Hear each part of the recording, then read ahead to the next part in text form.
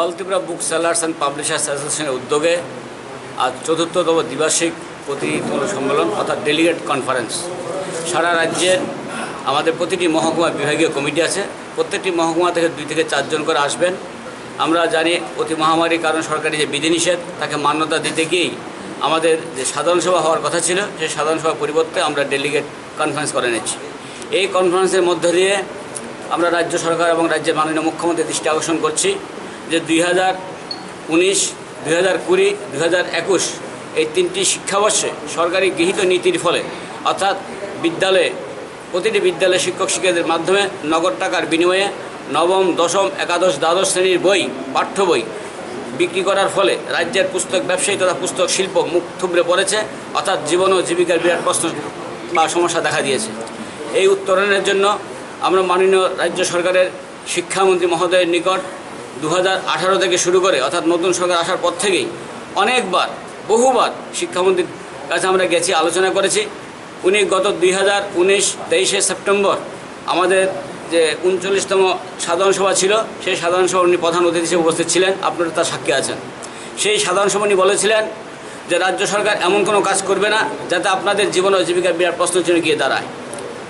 কিন্তু এবং উনি এটাও বলেছিলেন যে আমরা একটা মধ্যস্থতা করে রাজ্য সরকারের সংশ্লিষ্ট দপ্তরের সঙ্গে আপনাদের নিয়ে আমরা মিটিং করব, মিটিং করে একটা নির্দিষ্ট জায়গায় আসব যাতে আপনাদেরও স্বার্থ রক্ষিত হয়, ছাত্র সমাজেরও স্বার্থ রক্ষিত হয়, আমরা সেই ব্যবস্থা করব।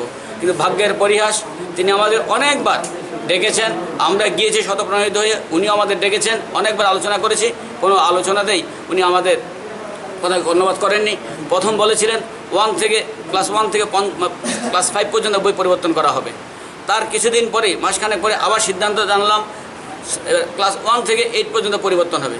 তারপর আবার শুনলাম ক্লাস 1 থেকে 10 পর্যন্ত হবে। তার পরবর্তী সময় ধাপে আবার শুনলাম 1 থেকে ক্লাস 12 পর্যন্ত। অর্থাৎ যেন আমরা হলাম সমাজের গিনিপিগ, ল্যাবরেটরি গিনিপিগ।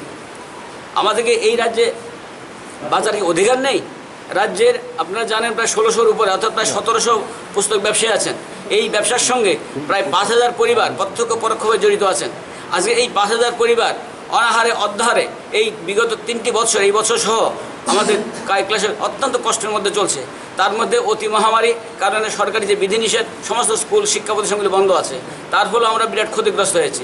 আমাদের বারবার সরকারের কাছে দাবি জানিয়েছি এবং রাজ্য সরকারের মাননীয় শিক্ষামন্ত্রী বলেছেন শেষ সময়ে উনি জানিয়েছেন, অর্থাৎ গত বছর লাস্ট সপ্তাহে উনি জানান যে আমার দ্বারা কিছু করা সম্ভব নয়, আপনারা মাননীয় মুখ্যমন্ত্রীর দৃষ্টি আকর্ষণ করুন, ওনার সঙ্গে কথা বলুন।